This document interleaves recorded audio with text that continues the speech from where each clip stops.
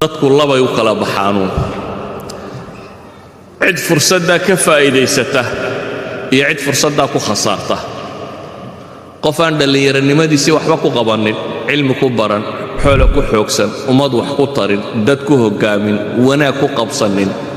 hurdo iyo filim iyo kubad iyo orod iyo seexasho iyo suuq warwareeg iyo intaa ku dhammeeyey qof wakhtiguu caafimaadka qabay ismashquulin iyo fadhi ku dirar kaga dhammaatay markuu xanuunsanaya dee waxbaba qaban kari maayo badan qof wakhtigu firaaqada lahaa qofka dhallinyaradii waa wada firaaqo inuu isagu camal samaysta mooyaane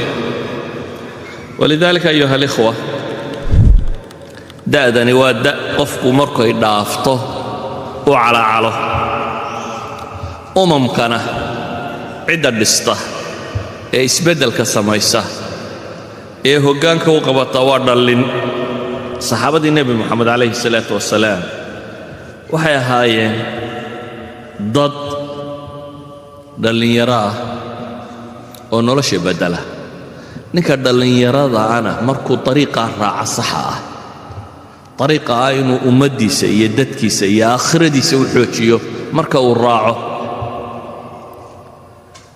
aalaamtayna haysata waxaa ka mid ah dhallinteenna oo aan meelay u socotaba garanayn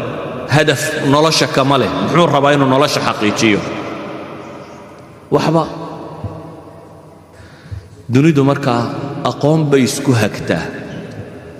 innaga laakiin alamkayna haysta waxaa ka mid ah fashal baynu isku hagaynaa dhallinteenna waxay rabtaa inuu seexdo wax cuno timaha saliideeyo mar iska xiiro mar qadaadka ka gooyo mar xagga hore ka gooyo mar surwaalka dhajiyo mar dildillaaciyo shaqaladiisu isaga waa intan waar iskuulka dadaal war waxaan qaba maxaad sheegaysaa hadhow odayguba soshiyaal buu qaadan jira annaguna soshiyaalkaan qaadanay ama tagsiilaan noqon doona haddii aan la yidhaahdo iyo baskaan kaxayn doona marka inuu noolaaduu ka fekerayaa caqligiisii wuxuu ku soo koobay maxay inuu noolaado waayo tagsiilanimadan iyo basnimadan iyo waa nin wax kale ka waayey inuu noolaado raadinaya maaha inuu dunida tagsiiluhu miyuu tagsiile u yahay inuu dunida wax ku soo kordhiyo basluhu maaha xirfadaan caayayo waa dad xoogsanaya laakiin shabaab ummaday leedahay caqligoodu inuu noqdo tagsiilaan noqonaya ama foor bildahay eeganayaan inuu noqdo inay darawalla noqdaan waa dad hamigooda ugu sarreeya uu yahay inay noolaadaan ka warran qof bini aadam oo ilaahay abuuray oo hamigiisa ugu sarreeya uu yahay inuu noolaado umamka dunidu cilmaa lagu hagaa innaguna dhallinteennu hablayaynamaba isku dar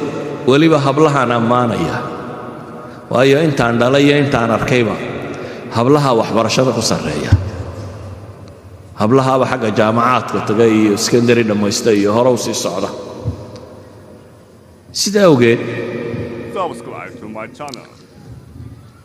alamkayna haysta waxaa ka mid ah fashalkaasi xagga waxbarashada ka dhacay iyo caajisnimadan iyo aqoontan gaabka ahee waxa ugu fududuun la qaadanayo arday waliba wuxuu isku dayay